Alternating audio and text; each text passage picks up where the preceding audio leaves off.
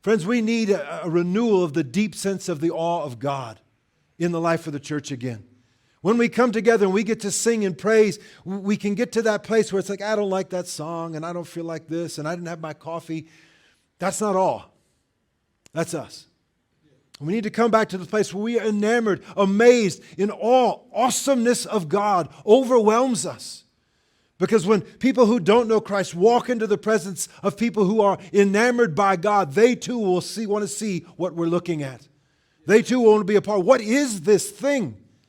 People run to books and they run to movies and they run to these movements because there's something happening there that is out of the ordinary. And let me tell you, there's nothing more out of the ordinary than God moving in all of His power, in all of His presence.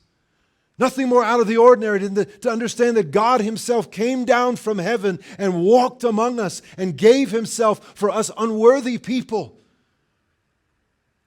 But unfortunately, we've allowed ourselves to be narrowed down to a few simple meetings. And man, I hope I get to heaven. And man, I hope God blesses everything I'm doing. And we wonder why the world around us is like, And then we try and compete with the world. And we put stuff up in buildings and smoke and lights and all these big things of the world and trying to enamor people with that. But the problem is the world can outdo us in the world every day. Because the world does the world best. And we need to get back to doing what God's called us to do and let Him reveal Himself so awe is restored.